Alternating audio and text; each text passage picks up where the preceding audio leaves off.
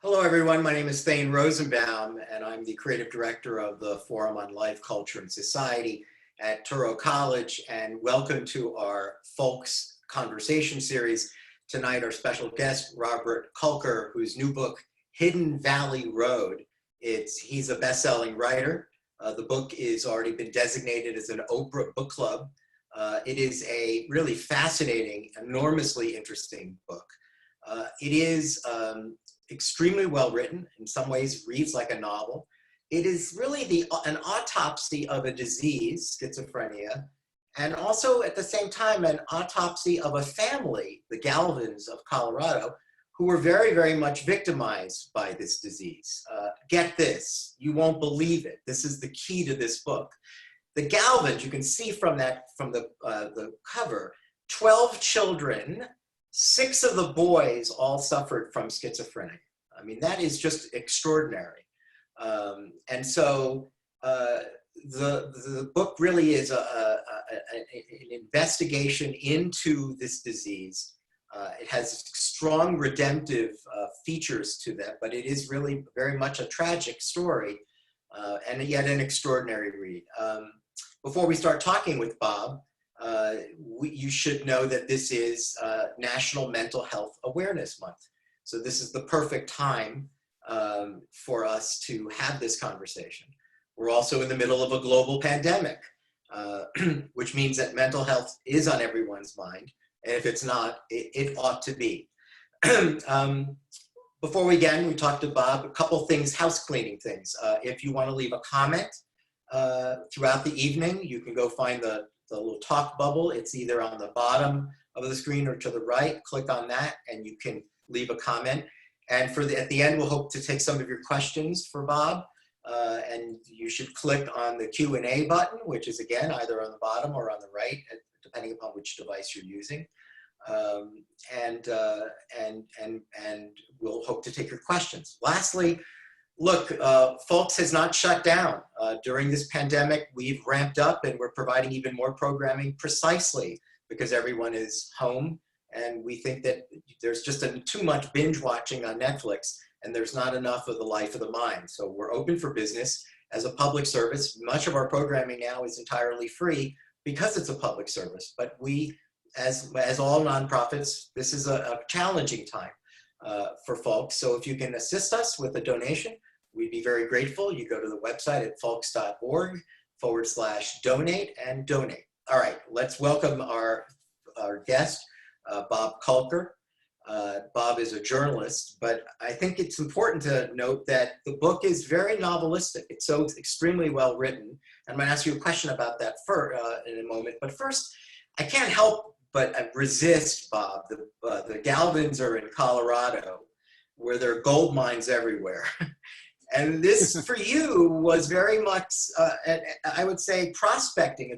They're very much a treasure, a gold mine into the world of schizophrenia. It's an extraordinary find, and you were prospecting in some ways for this incredible story about a family inflicted with this disease.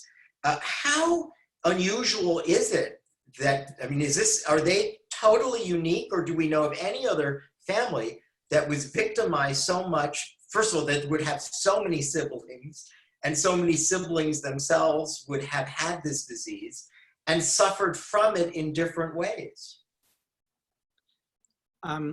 Thank you, first of all, Thane, and thank you to FOLCS for having me on today. I'm really thrilled to have this chance to have a conversation about Hidden Valley Road with you. And to answer your question, it was quite something to be introduced first over the phone to the 2 youngest members of the Galvin family, the 2 only girls, the sisters, Lindsay and Margaret, and to learn everything that had happened in that family. And I couldn't believe that it all could happen in just one family. And I couldn't believe that the family was still a family.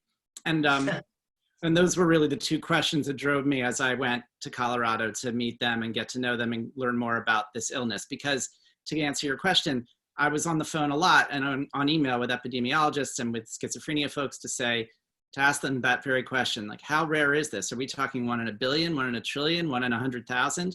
And certainly the fact that they had 12 children at all makes it slightly rarer. And you could argue that they just had bad hands dealt to them over and over again because they had so many children, that if they had had 4 children, perhaps only 2 of them would be schizophrenic. But what did some of the scientists and epidemiologists that you talked to even say about that? Did they say that we really don't know how, that really what is most freakish about this family is that they just simply continue to have children, which they maximize the chance of duplicating this? That's one theory, that they had got dealt a bad genetic hand and they just kept on staying at the casino, over and over 12 times. But then there's another theory that that what really makes this rare is that we know about it at all. And that perhaps there are other families out there where there are many, many multiple births and with schizophrenia, but we just don't know about them because the families have disintegrated. So one epidemiologist said, well, it's certainly 1 in hundreds of thousands of chances of this happening, but it's really astronomical if you take into the fact that the family is actually a family we can find and study, because that's just impossible to find. Right, and we'll talk about part of the difficulties has to do with the stigma, right? Certainly. Because the families themselves, even in our present lives, would fail to acknowledge this. Everything has always been done to conceal this kind of a disease, specifically this part of mental illness. And so it makes it much more difficult to know, because families have such shame, they wouldn't acknowledge this. The question is really, though, would the Galvins, had we had the information we have today, would they have, do you think, availed themselves if they had had their children today, given what you know about the parents? Because remember, there was a lot of interesting history to these families, especially on the mother's side. There was an enormous amount of pride. They were sort of an elite family. And what we know even from the Kennedys, which had again, a large family, one of the sisters, I think Rosemary, was institutionalized, again, thrown away, tossed away out of shame. I'm wondering whether what we know about the Galvins, we know that, and I'll talk about this later, that one of the younger sisters, the daughter, Lindsay, actually did avail herself of treatments for her own children. But would the family, Don and Mimi, have done that? That's an excellent question. This is a family that was very refined and cultured and accomplished, but not wealthy. So they were a military family, and when the boys got sick, many of them ended up in the state hospital. Nobody went to the Menninger Clinic, for instance, which was the big private place at the time. So it's an interesting example of how so sort of a regular family might be dealing with this disease, but they were ambitious and their entire livelihood depended on having a good reputation. And it was the 50s and 60s when, certain assumptions were being made by the post-World War II parents of baby boomers about how they should live their lives and fighting the counterculture and whatnot. And so they really did not want to seem out of step for practical reasons. Dad would have lost his job and so forth. These days, there is less of a stigma about mental illness, but there is still a stigma. I see it with the mail I've been getting from this book, from people who have had other family stories about mental illness that have been kept under the rug for a long time. They're amazed that a family has been this candid. And I will say, where there's hope in this book, it's with watching the whole family unburden themselves, and it's with understanding the disease slightly better because of them. And also, there's a certain satisfaction in reading a narrative that's sort of a multi-generational family saga, hopefully a little like a novel, that helps you understand the people involved and how they got through adversity, which is something I think we all might get a little inspiration from too. Well, let's talk about the word novel. The book is extremely well written. So if you're watching tonight, Bob is not just an engaging conversationalist, he's a phenomenal writer. And although he begins this journey as a journalist, the book has many novelistic qualities because he was able to avail himself of a skill in giving us this in a very storytelling way. One question I have for you in terms of strategy, in terms of writing, the story is compelling on its own. But because there are these novelistic tendencies, predisposition, were there temptations to tell the story in a particular way that has a better storytelling element to it, but might be not as faithful as a journalist, because again, even your publisher is acknowledging this book as narrative nonfiction. That is code for this guy can write. You know, this isn't going to sound like journalism to you. It's not going to be like a long magazine article. This is going to give you the emotional complexity of a novelist looking at the human mind and psychosis. So that puts a burden on you, not just as a journalist, but as a storyteller. Did you struggle with that? Or would you say, look, Thane, you know, this story was just so filled with human tissue, and the inner workings of the mind were built into the book itself, that it really didn't require any finesse in a literary style? Well, I'll answer that a couple of ways. My career really took shape at New York Magazine, which has a nice, healthy mix of high and low in it. I mean, I would do these heavily researched stories that could have been down and dirty true crime stories, but because it was New York Magazine, they also wanted a more intellectual thread running to them about some certain legal issue in the case or something like that. And so I'm accustomed to going on several tracks at once.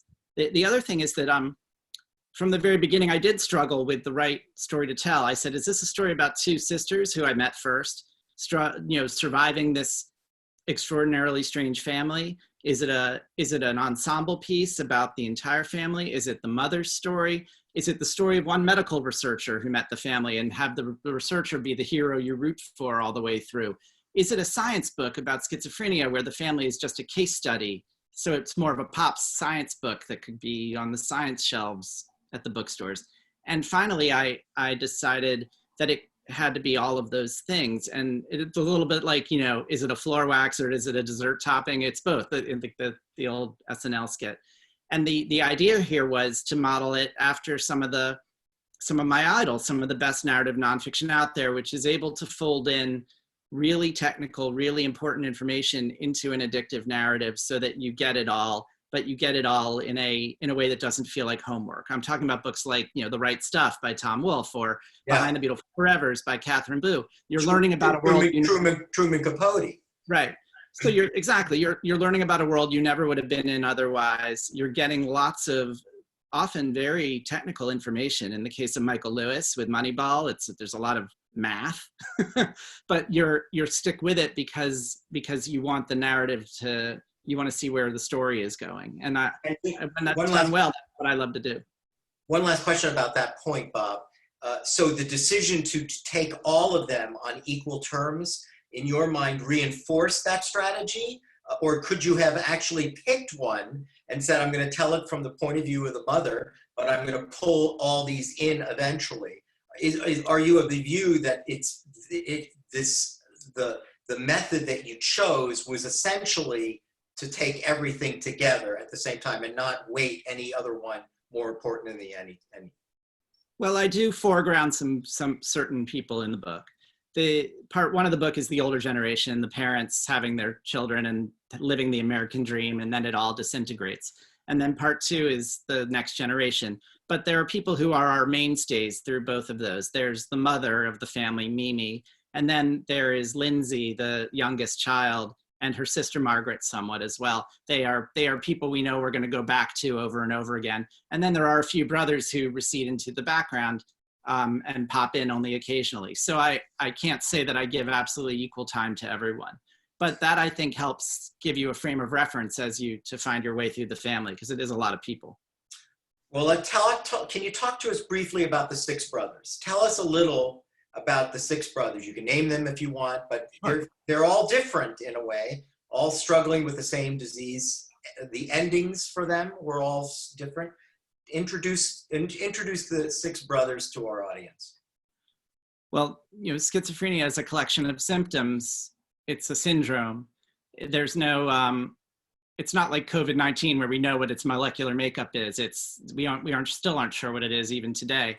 And so to say that each of them has schizophrenia is not to give them a cookie cutter designation. They all are different and they all experience their diseases differently. So which is why your question's a great question.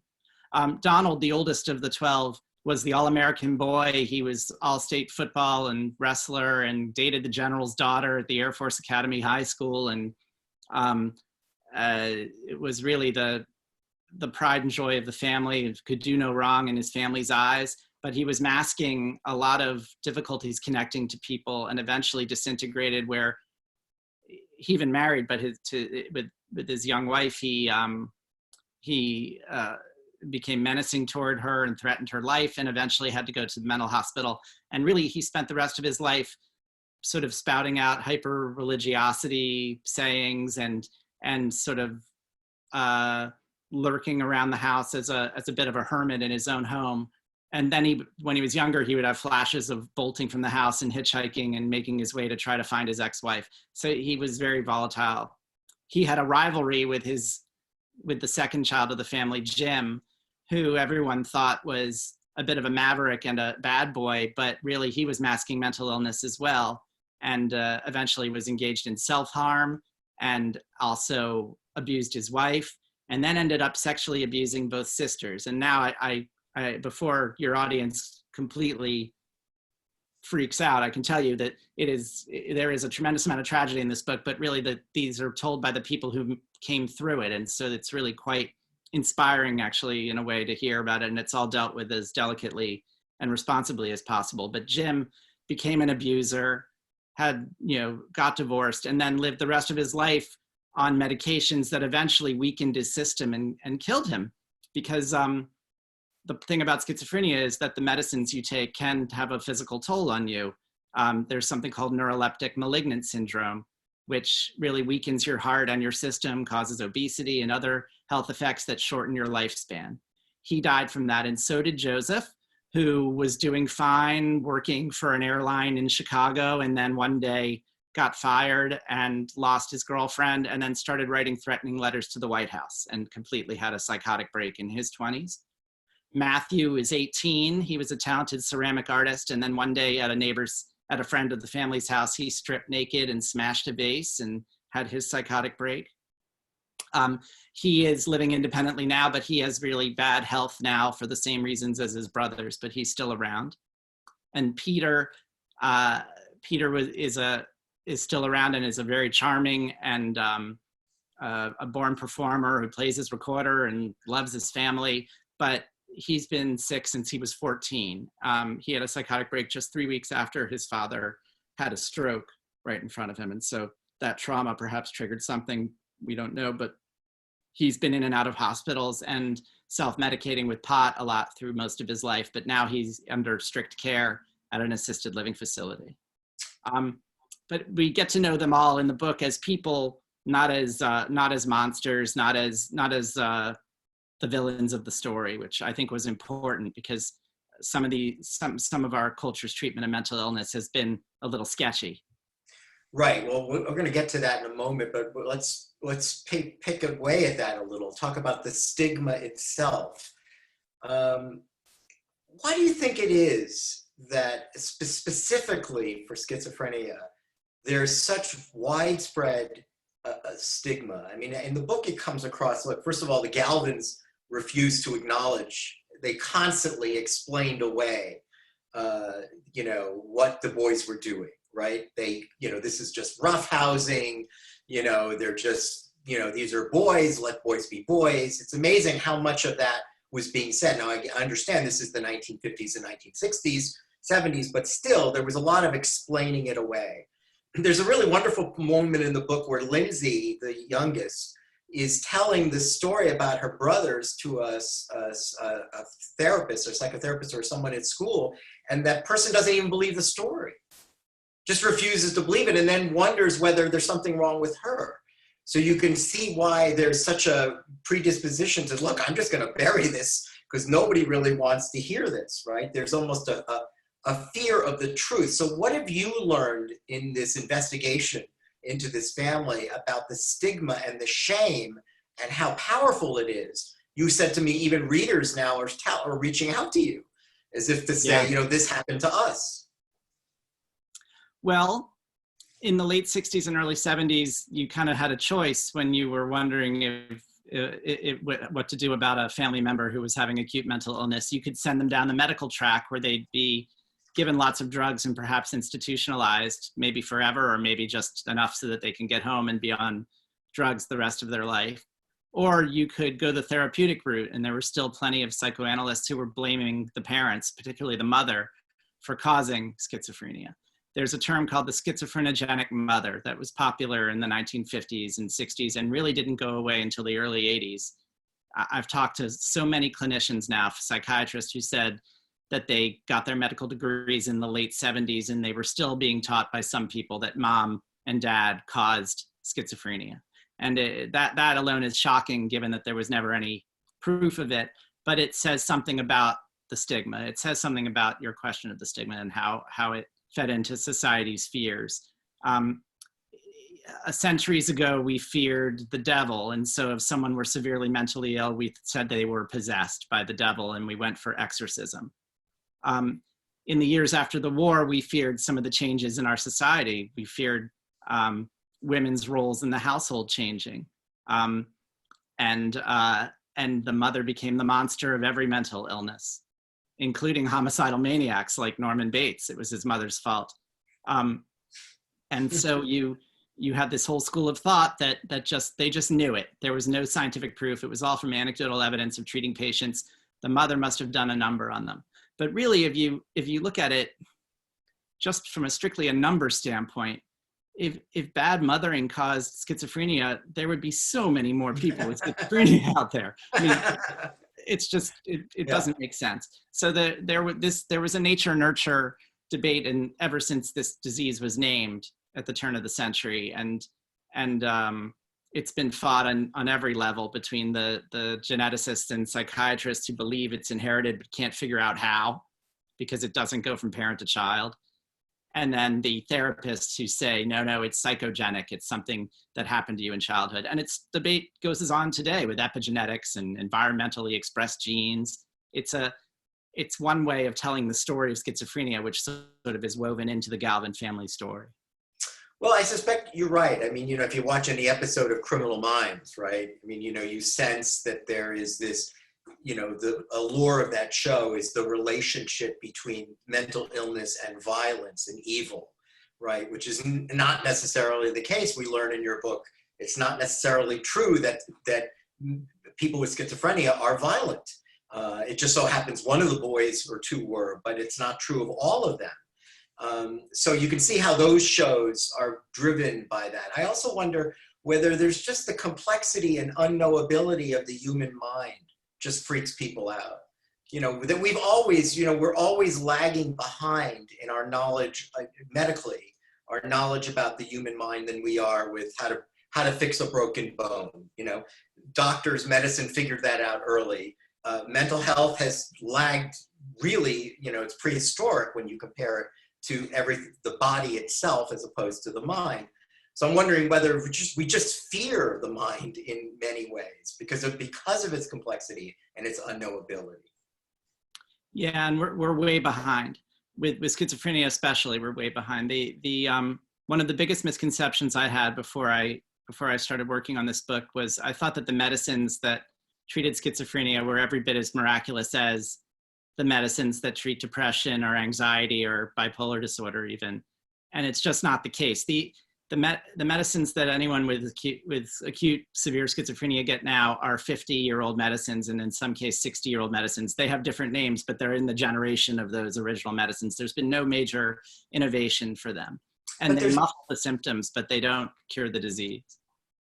But there's a different understanding of the disease. For instance, I'm of the generation that remembers the movie and the book and the movie Sybil.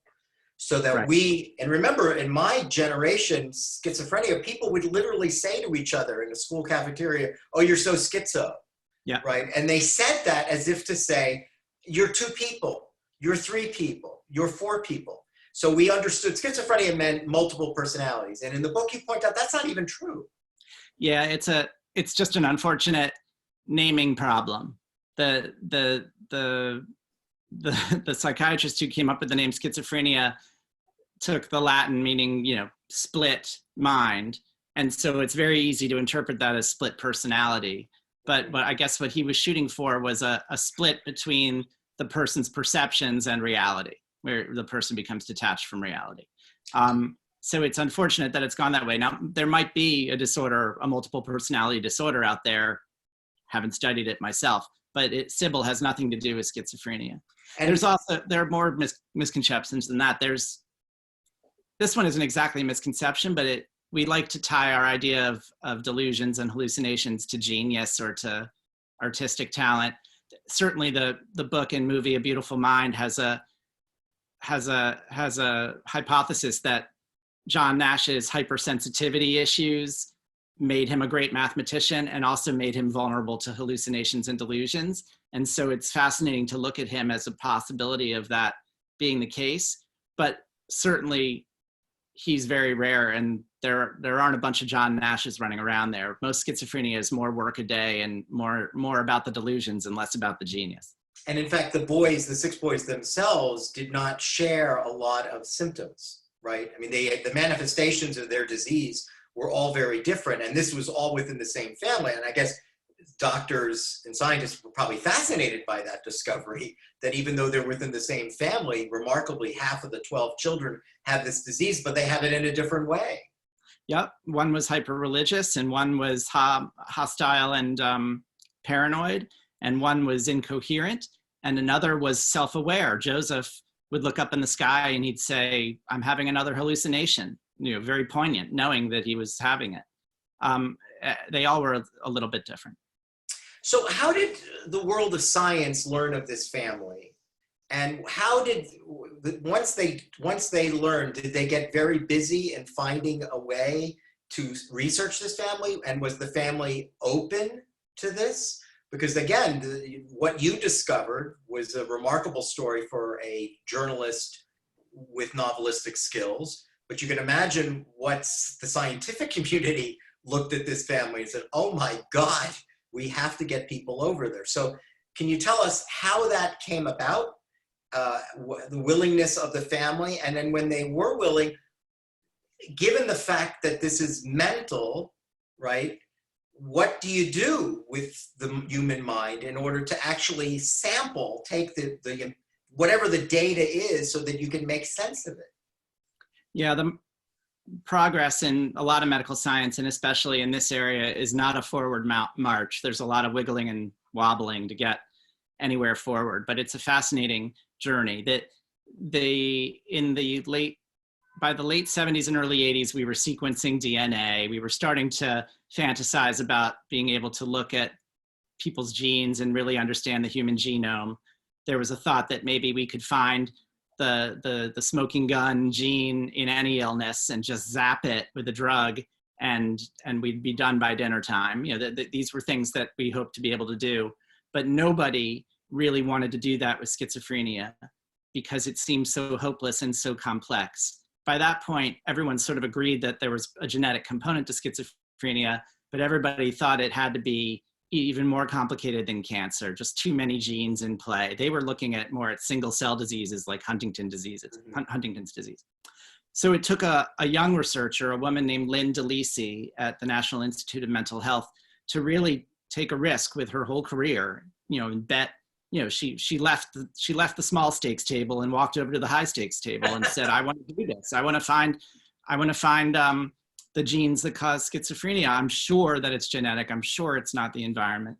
And she went to the only other person at NIMH who was really focusing on this area, and he was studying what they call multiplex families. This is like 1982 or 83, which is, let's say for diabetes, you find a family that is rich in diabetes where where Uncle John and all the nephews and the nieces, they all have diabetes. And you study their genes looking for something aberrational, because very broadly, sometimes the disease can be complicated, but if there's one drug that treats just one aspect of it, you could luck out and really, really make an impact. And sure enough, you did do that with diabetes. And in fact, you did that with heart disease too, with statins, which really were just one little thing that happened to go wide in a wonderful way.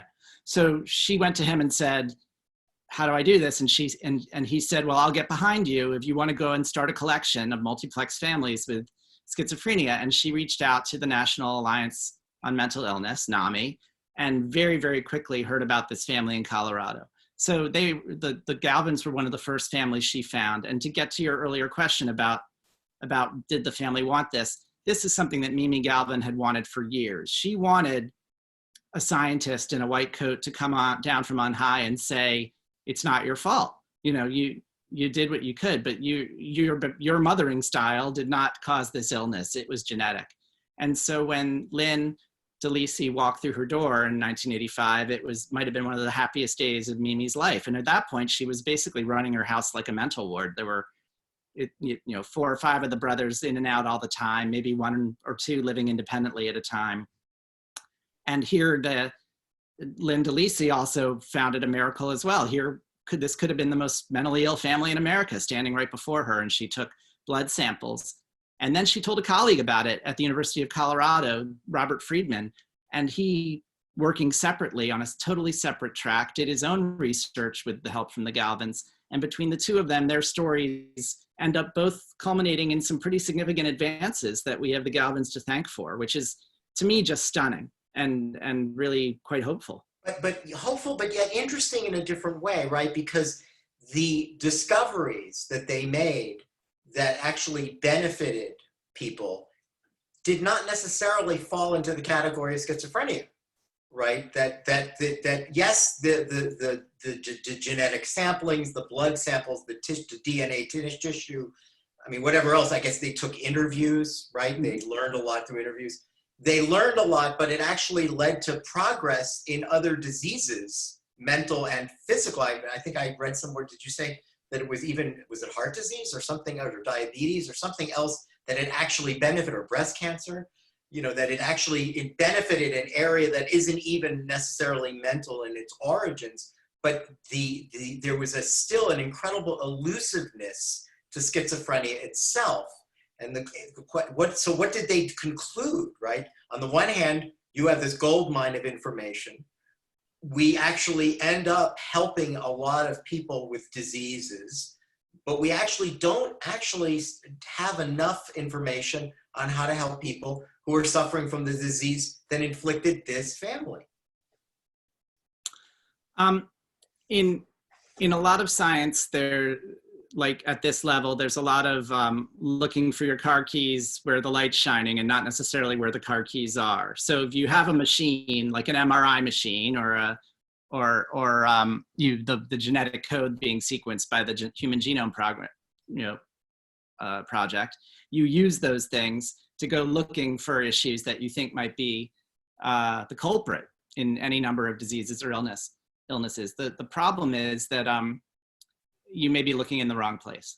And so for many years, that was the case. Lynn DeLisi and Robert Friedman believed that there was far less of a chance of looking in the wrong place if you just looked in one family, like the Galvins or many different families that all shared this. Where it's frustrating is that one family's genetic problem that causes these issues may be different from another family's genetic problem. What you do is you look for commonalities in those mutations and see if maybe you can shine the light where the car keys really are.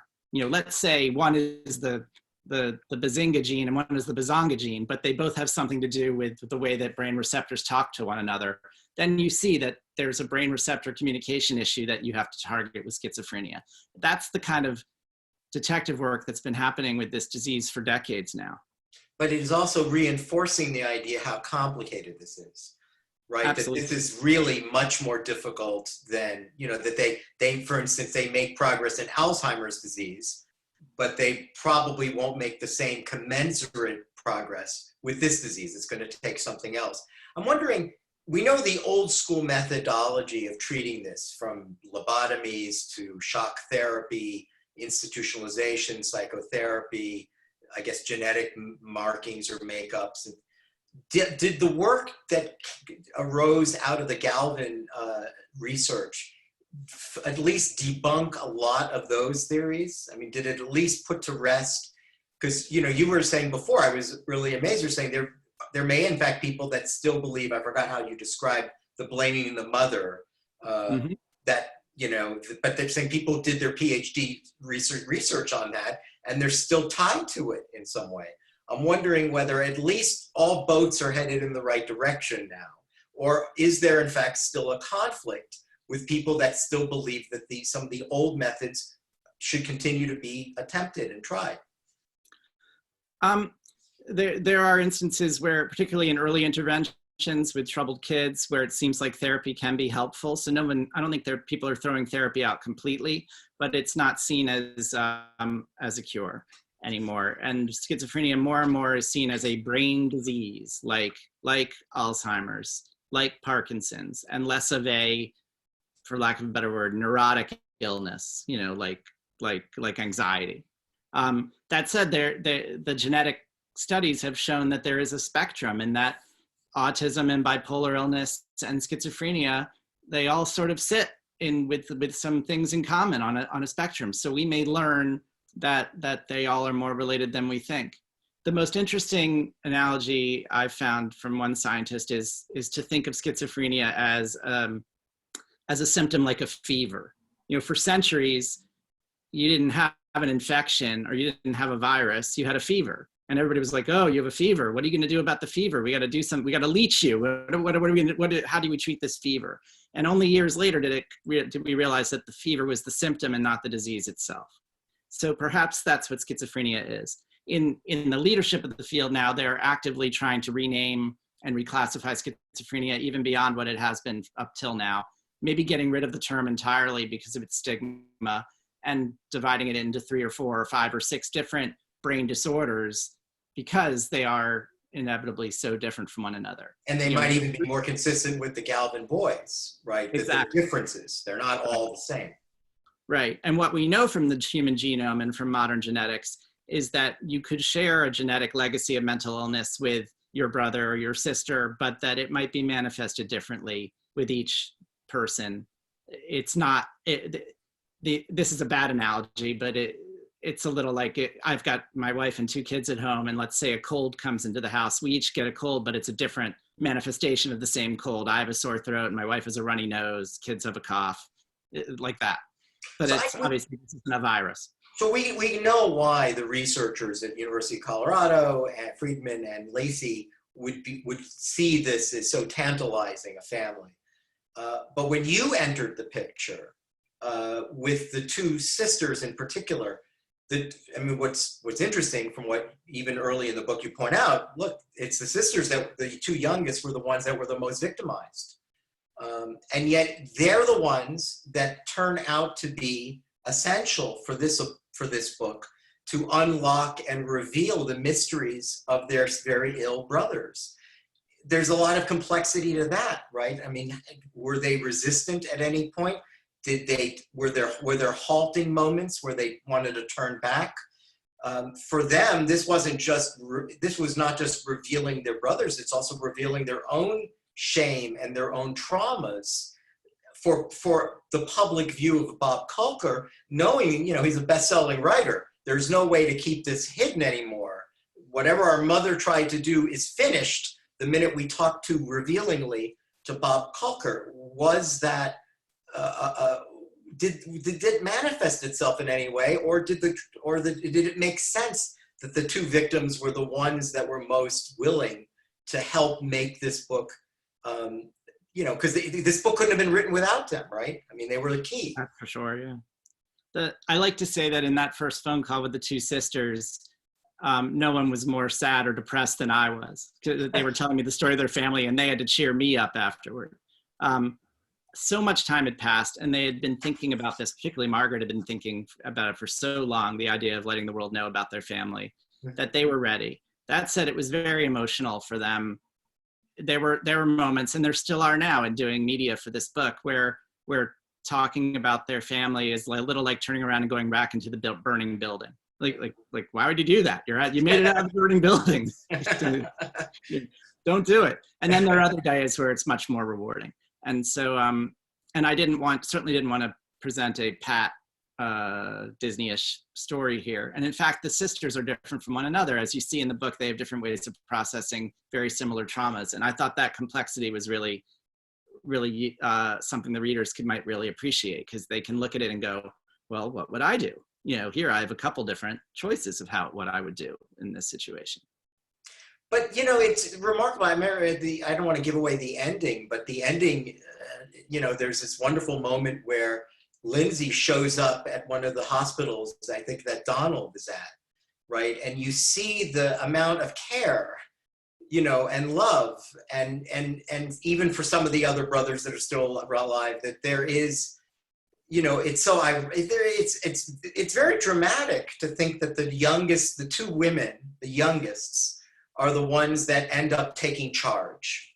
You know, they end up parenting their sick siblings. It's really something. And I asked them each, and other members of the family, over and over again, why didn't you just blow out of town? Yeah. You know, go to law school. Change your name. Yeah, change your name, send them a card at Christmas, you know, yeah, and maybe skip a few Christmases and send them a card every few. You know, like why not disengage and save yourself? But their answers were each different, but in some ways staying with their family was part of the route towards saving themselves. And I wanted to explore that. A lot of this book is about how people process trauma and about how resilience takes shape in different forms with different people. It's about making it through to the other side of some really terrible events. And I hope that might be of use to people as they read it. So just quickly on this question, Freud and Jung, right? What I didn't know until I read your book is their parting of the ways is because of schizophrenia. It's because Jung felt that Freud was so wrong in his analysis of this particular disease. And it was a wonderful anecdote that it was here in New York at Fordham University that basically Jung calls out Freud as saying, you're wrong on this. And then this is really the parting of the ways. Just briefly, did the researchers from Colorado National Institute of Mental Health, do they have an opinion on nurture versus nature? Does anyone have a point of view that if anything, it's more this than that? They both are hardline geneticists. They are nature all the way. So they would have been in line with Jung.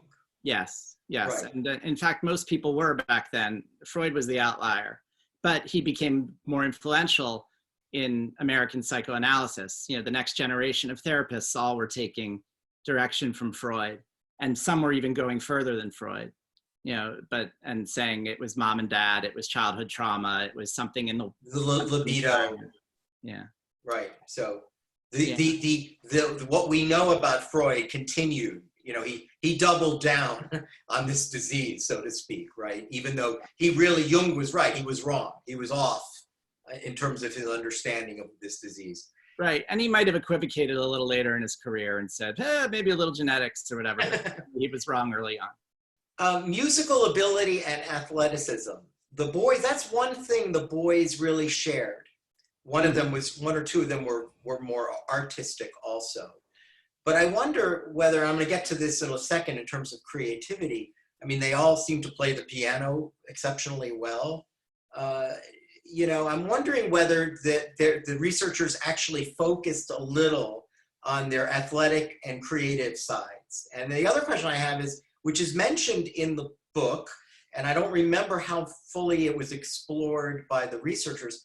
The father was hospitalized at one point early in his career. He had what I guess was an episode or a breakdown of some sort. Do we have any sense that it's his line, you know, in the nature, and that was a foreshadowing, an inkling of a future of this family that no one could really, you know, contemplate at that time? Well, the prime suspect among the genes is a gene that actually is from the mother's line, which was a surprise to everyone, including the mother, because they had assumed because Donald had this breakdown early in his career and late in life after decades of heart trouble and tragedy, he had more difficult depression, persistent depression in his final years, that this must have come from his side of the family. But so far the evidence points to the other way around. Of course, it could be a combination of the two genetic legacies banging up against one another. But the questions about Don, the father, are quite compelling, because is this a man who had chronic depression his entire life and just masked it and had a few breakdowns and then eventually succumbed? Or is this a man who had PTSD from World War II and never talked about the war, and then eventually it caught up with him and he had a couple breakdowns and then only had depression later because that's correlated to having decades of heart trouble. And certainly, if you were the father in this family, you'd be depressed too. Like, so many horrible things have gone wrong, and so many tragedies, so many disappointments about the life that he thought he would have. And he was constantly running away. Yeah. You know, the mother really was sort of trapped in the house. The father really, through work, was away a lot, and he wanted to be away because, you know, you describe one really incredible scene would be in the movie version of this, where he actually tackles Don, right? And all the kids are so impressed with the father's ability that he actually tackles the father, the oldest son. You know, that you can see why the father doesn't want to be there, and why the mother really was so thrilled when medical researchers showed up at the house, because, as you said, she was running her own mental ward. What about the piano? What about athleticism? Is there anything to learn about jocks or prodigies on the piano? Well, you know, there's a lot written over the years about artistic ability and mental illness and how they might be related. I think a lot of it is specious. Personally, I'm not a fan, but a lot of it is linked to anti-psychiatry, which is really rooted in existentialism and in the 60s and 70s counterculture as well. It's this idea that, you know, the mentally ill may be the only sane people in an insane world, and that our social norms are what's insane, that a world that would go to war against Vietnam is insane, and that we're victimizing anybody who speaks up against them. These are all things that are that really don't speak to the Galvin situation. We were saying that the misappropriation of the word insane. Yeah, exactly. Right, that we use it, you know, people say in casual conversation, "Are you insane?" Right. And you would probably say, after researching the book, "Don't say that, because there's something else that you're describing. That's not the same thing." Right. But there's a temptation to think of the mentally ill as truth tellers. Cervantes wrote a book about it called The Man in Glass, or The Man of Glass. He's the village idiot, and everybody doesn't take him seriously. And then he gets better, and the town becomes invested in banishing him because the things he says are so true that they don't want to listen to him. They would rather him be mentally ill. It's part of our culture, I think, to look this way, the mad genius. With regard to athleticism and musical talent, my pet theory about this is that that for people who are mentally ill or who are troubled in any way, being drawn to things that give you flow, like athletics and like music, is a self-soothing tactic. So they might love it, or might even get good at it or remain good at it, and gravitate toward it because it makes them feel better. Not to say that everyone who's a good sports person is crazy, but just it's a little like smoking. Apparently, the effect, a lot of people with schizophrenia love nicotine because it helps them focus. It helps them, you know, keep delusions at bay. I think that's possible, at least in the Galvin case. And yet, you mentioned Cervantes. I can't help but bring us back to something we talked about before. There is an allure in the world of broader culture, in art, that there is a relationship between, you know, madness and genius, madness and creativity. You mentioned, you know, A Beautiful Mind. Many years ago, I wrote about this movie, Shine. What was interesting, I wrote about it for the New York Times. What was interesting about that film, I don't remember if people remember it, it was an Academy Award nominated film. Jeffrey Rush won the Academy Award for portraying an Australian pianist. And the film was very strange in a way, and I pointed out this in the article, and I wonder whether you could speak to this. It had like, it basically, the concept was you had this Australian prodigy who has a very strict father, who's a Holocaust survivor, who's very hard on him. He goes away to Cambridge against his father's wishes. There he decides that he's going to play the Rachmaninoff 5, which apparently is a very complicated piece of music. And at his final exam, he plays at a concert, the Rock 5, and then collapses on the piano. And the very next scene, he's lobotomized. And then we see him return to Australia, talking to himself, talking gibberish. And the movie is sort of like, gives you options to what may have been the cause, the root of his disease. And the one option that is not so interesting to the artist is the heredity of mental illness on the mother's side. And I remember talking to the director, his name was Scott Hicks, and I said to him, well, why did you choose the Rachmaninoff 5? Like, why the music? And he said, there's something very romantic about the idea that an artist could go too far in his or her art and not be able to come back. I'm thinking also about William Styron, who wrote the book Darkness Visible. Clearly, there is something in the culture that sees, romantic might not be the right word, he used it, I believe, but there's something very alluring and tantalizing about madness. Is it comforting for us to think that people who have this level of insanity actually are gifted? That that's really the draw for us, that we want to think of them not as evil per se, but as special in a true way? Is there something romantic about the idea that art itself can cause illness because one gives up so much of themselves? I mean, you know, again, let us not forget, we don't walk away from the Galvins with real answers to what happened with them. We're still left with a lot of questions. And so that's why I'm saying, is it still fair to talk about the piano? Or is the piano off limits? Because that's just ridiculous. That was in the movie Shine, but the piano doesn't cause insanity.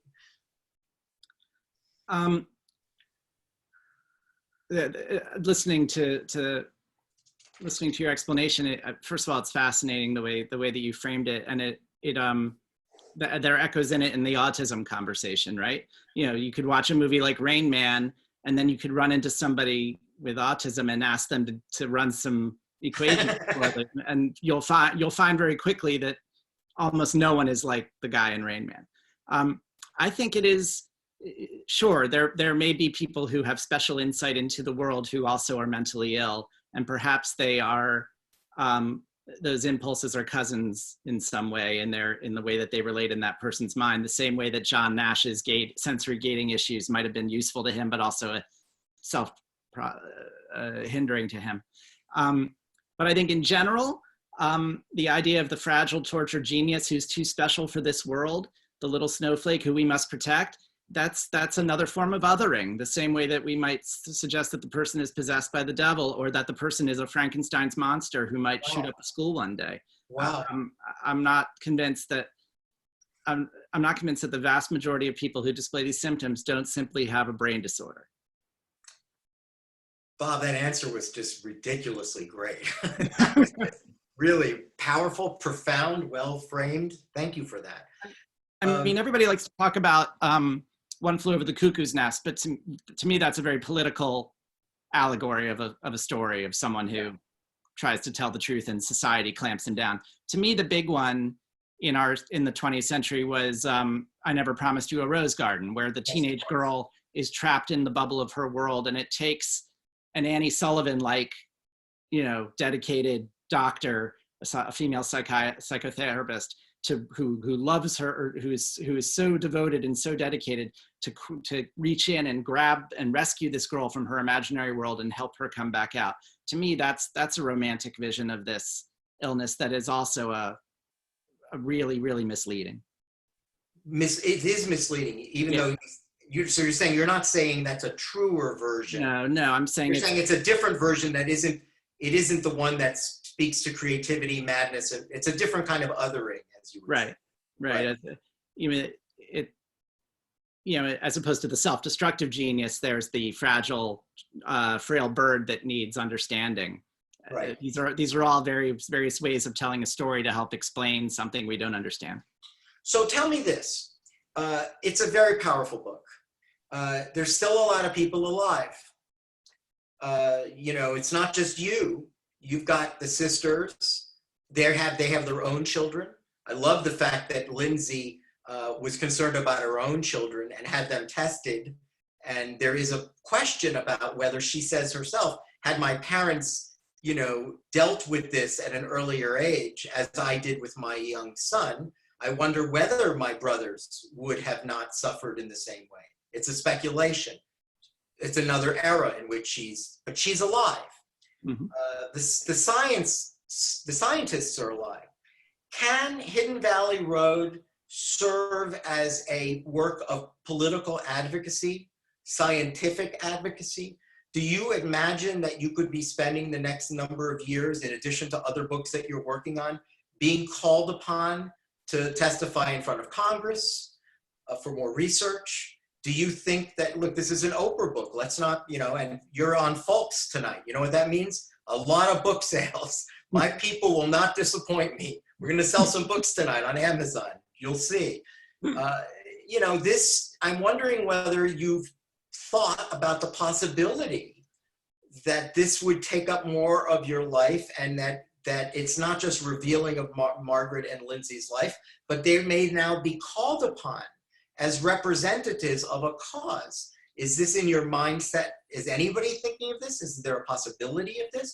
Is there room for this? In other words, would researchers say, yes, this would be essential because we need more funding, we need something to call more attention to this issue?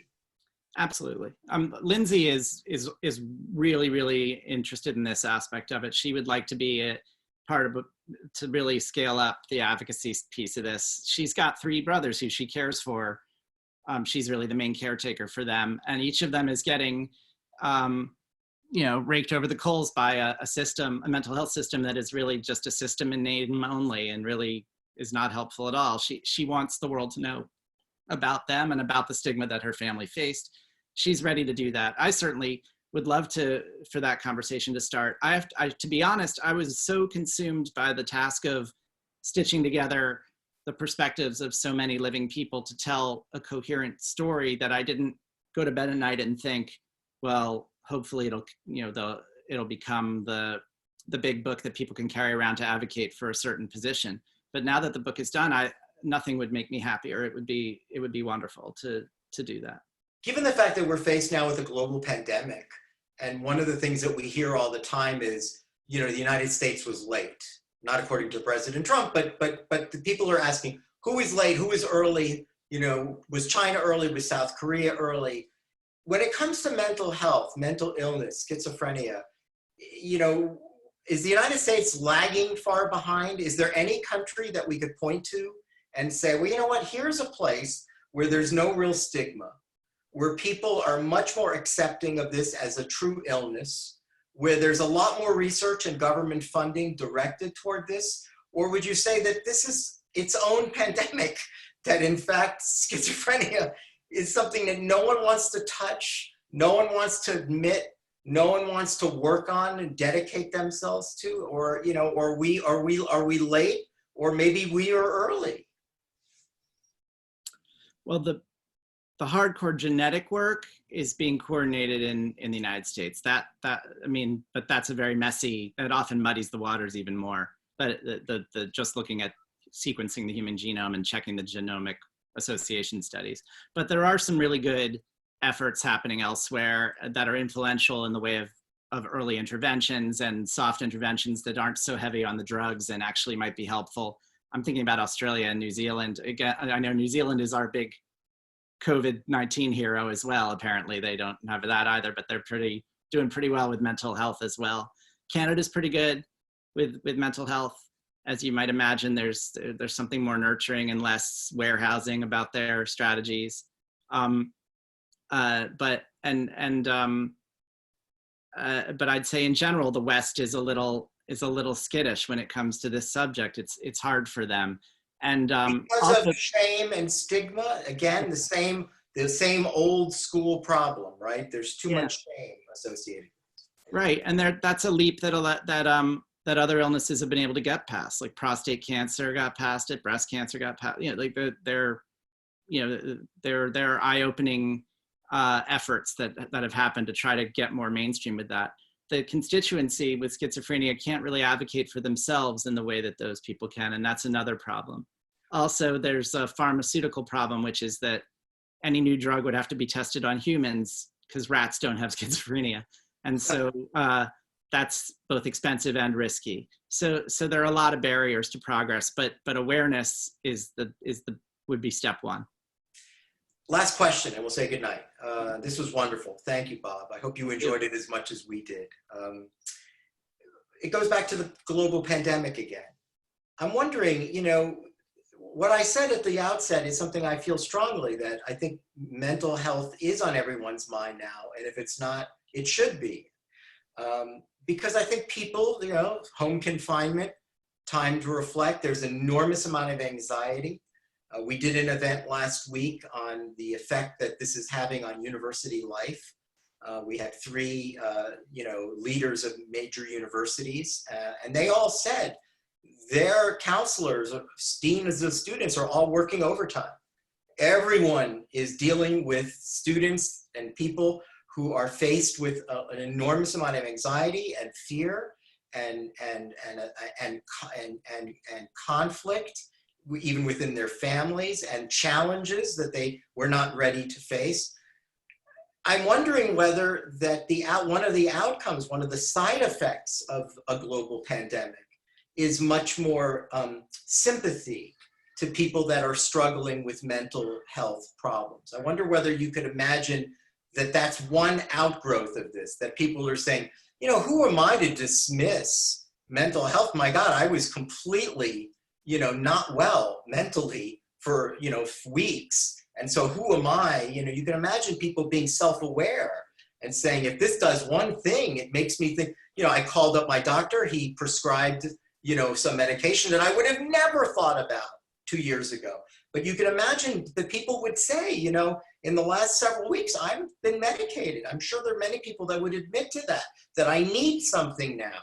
And I'm wondering whether your book, it's not just that it's Mental Health Awareness Month, but it's coming out at a time when I think there's more, of an opening, of a possibility of recognition of mental health as diseases that need to be addressed.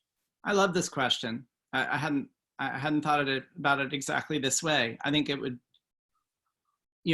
when people come home from a war, they have a hard time getting people to understand what they're going through, and they don't want to talk about it. But what happens when we all are going through the war? Like we all, essentially all of us are being affected by this at the moment. We're all experiencing some level of I'll use the word trauma. I don't want to suggest that anything too extreme, but being isolated is a uncomfortable and scary thing. And so we're all going through it. And maybe there'll be some effect, as you say, that because there are practically no exceptions to that rule, that we all cut each other some slack and understand that mental health is important. I think that would be a wonderful thing. This book, particularly Hidden Valley Road, is about a family that has a disease sweeping through them that they don't understand. And it is not a virus. It is not COVID-19, but it is a horrible and mysterious thing. And they all were wondering if they would be next. And they came through it to the other side. So I do think there is a possibility that people could read it and other stories like it and sort of scan it for tips on how people make it through traumatic experiences. So perhaps that's helpful too. Bob, Hidden Valley Road is a wonderful book, and you are a terrific guest, truly. Thank you. For those of us watching today, please buy this book. It is going to be a bestseller for sure. But this is a time when people are home and reflecting is part of this experience. Also, remember, Bob's book tour. It is pretty much this. This is it. You're on it. Welcome. And so you were privileged to see. Bob is doing things like this, and you were privileged to see Bob on tour. He was on tour tonight at FOLCS. And so think of this as, him traveling through your town, and buy the book and support the book. Bob, did you have one you wanted to add to that? Oh, I thought you were about to say something. I will say that it's been kind of nice to see the book business and independent bookstores and organizations like yours and college classes and authors and readers all sort of experimenting at the same time together. There's been a lot of goodwill with these Zoom events, actually. Yes, in fact, that we mobilized in part because we recognized book tours, would need us at this point, and we wanted to call attention to books that had big ideas. And Hidden Valley Road, written like a novel, is filled with big ideas. Before we say goodnight, I just want to remind you of some of our upcoming events. You can find them on our website, folks.org. Please sign up, register for these events. They are free and priceless. And make sure that you're on our website, on our email list, so that you can receive ongoing notice. We have this new series called Conversations on Essential Cinema, in which FOLCS is turned into an art cinema house, where some of the great films around the world will be screened. We'll be giving you the links for them, opportunities for you to watch them on your own. And then a week from that point, we'll be sitting down with a very special guest. The first one is May 14th. It's The Pawnbroker, with a Columbia University film professor, Annette Insdorf, who, by the way, was Bob's professor at Columbia. He took 2 of her classes, and she's just wonderful. This is a fascinating film, and it's the first kicking off this series. And then on May 19th, we have another author, Ben Sheehan, who will be with us writing, oh my God, WTF, what does the Constitution actually say? And of course, if you've been following us for years, we host an international short film competition, global, and we're called for entries right now for that. It's for the 2020 International Short Film Competition that punctuates with the FOLCS Awards Night, where we give out the FOLCSy. So if you know any young filmmakers around the world, now's the time to have them submit. I want to thank Bob Kolker again. I want to encourage you to buy Hidden Valley Road again. I want to thank you for being with us. Thanks so much, Bob. Thank you, Thane, and thank you everyone at FOLCS. This has been really wonderful, a great conversation. Thank you. Thank you. All right, good night, everyone. Good night.